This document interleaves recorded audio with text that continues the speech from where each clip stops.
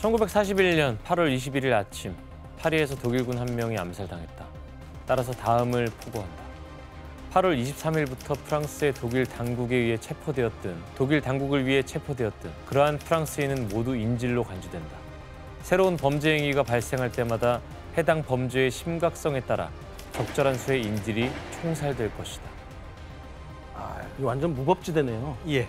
한마디로 독일군 한 명이 암살되면 그 심각성에 따라서 구금되어 있던 프랑스인들 여러 명을 골라서 총사령에 처한다는 것입니다. 저 인질 중에는 무고한 시민들이 진짜 많을 거 아니에요. 그렇죠. 많았죠. 나중에 어떻게 하려고 그러냐.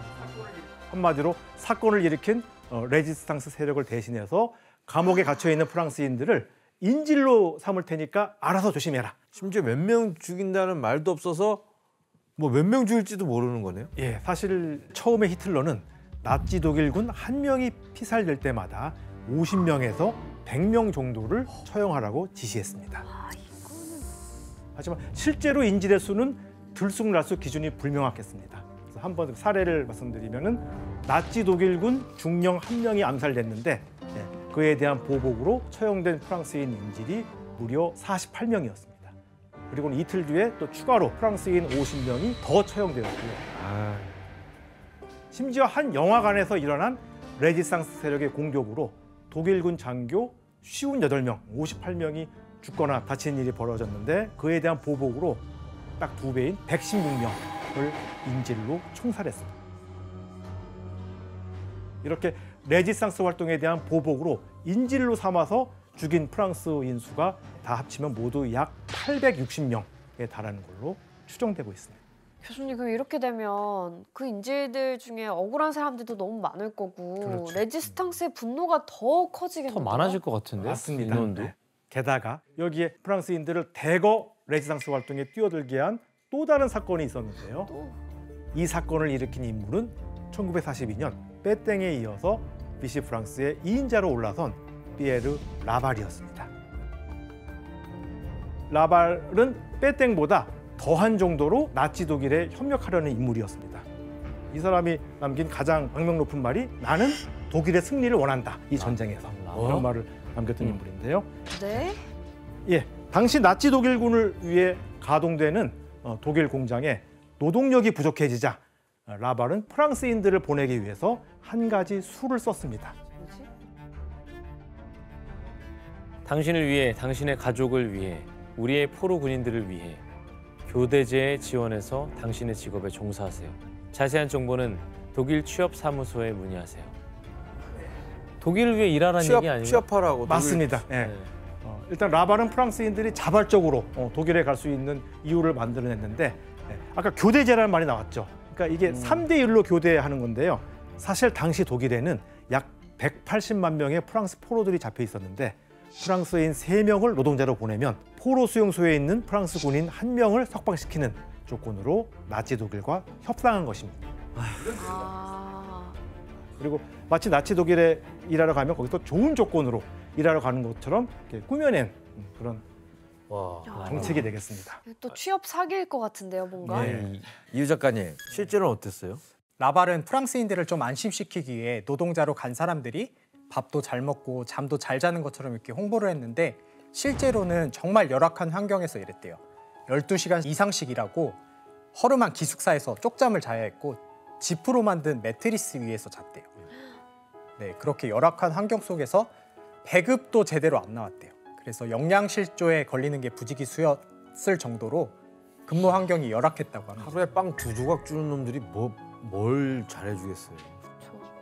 교수님, 저 라발의 선전을 프랑스인들이 그냥 믿은 거예요, 고지고대로? 예, 물론 프랑스인들도 완전히 믿지는 않아서 잘 지원하지 않았다고 합니다. 그래서 나치 독일의 프랑스인들을 보내기로 이미 협상한 라발은 이번에는 아예 강제성을 띤 법을 발표합니다. 와, 저 라발 그 다들 나치가 천년 만년 갈 줄 안 거야. 예, 만 18세부터 50세까지의 모든 남성 그리고 여성 가운데는 만 21세부터 35세까지의 모든 독신 여성을 강제 징발할 수 있는 일명 의무 노동제를 만들어 버립니다. 와, 진짜 매국노네, 진짜로. 예. 그쵸. 예, 강제로 의무 노동제를 수행해야 했던 수많은 프랑스 청년들이 고국을 떠나서 나치 독일의 군수 공장으로 향해야 했고요. 만일 여기에 불복한다. 나 일하러 가기 싫다. 하면은 3년에서 5년 징역 혹은 최대 10만 프랑 벌금. 우리나라 돈으로 약 2천만 원이 됩니다. 그러니까 거의 강제징용인 거네요. 그렇죠. 강제징용입니다. 숫자로 보면은 이 의무 노동자가 도입된 1942년부터 1944년 7월까지 무려 65만 명의 프랑스인들이 이런 식으로 독일 군수 공장으로 끌려가고 말았습니다. 이런 게 전쟁 더 치욕스러운데? 예, 이렇듯 나치 독일을 도와서 비시 프랑스까지 프랑스인들을 사지로 몰아넣으면서 레지스탕스 활동은 점점 적극적으로 바뀌기 시작합니다. 그래야겠네. 이때부터 수많은 프랑스인들이 본격적인 레지스탕스 활동에 뛰어들기 시작했는데 그중 대표적인 저항이 바로 총을 들고 싸우는 무장 활동이었습니다. 아까 의무 노동자 얘기했는데요. 내가 독일 공장으로 끌려가느니 산속으로 들어가 싸우겠다. 그래서 이 무장 투쟁을 하는 이들 중 상당수는 산악지대나 숲처럼 사람이 거의 없고 접근하기 어려운 지역에서 활동을 했고요. 역시 프랑스야. 저게 다 일반 군인들은 아닐 거 아니에요. 레지스탕스 전투원들이죠. 정규군이 아니라.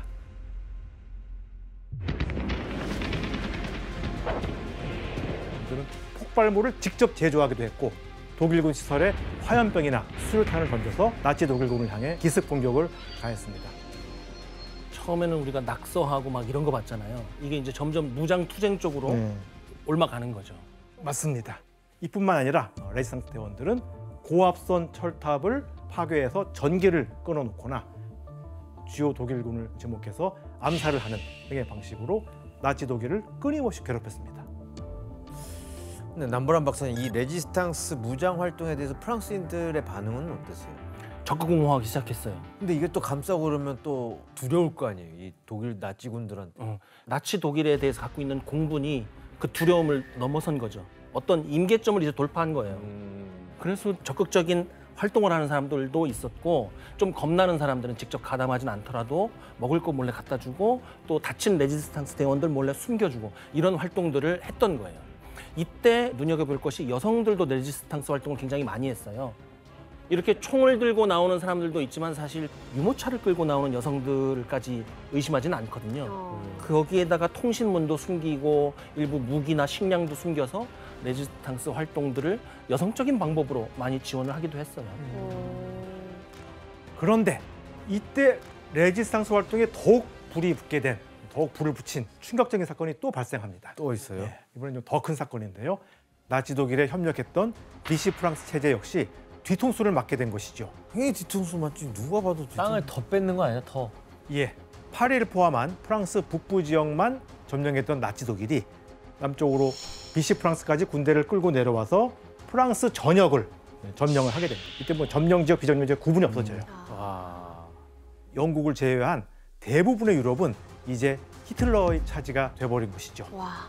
결국 유럽 전역은 나치 독일에 대항하는 세력들이 곳곳에서 일어나 확산됐습니다.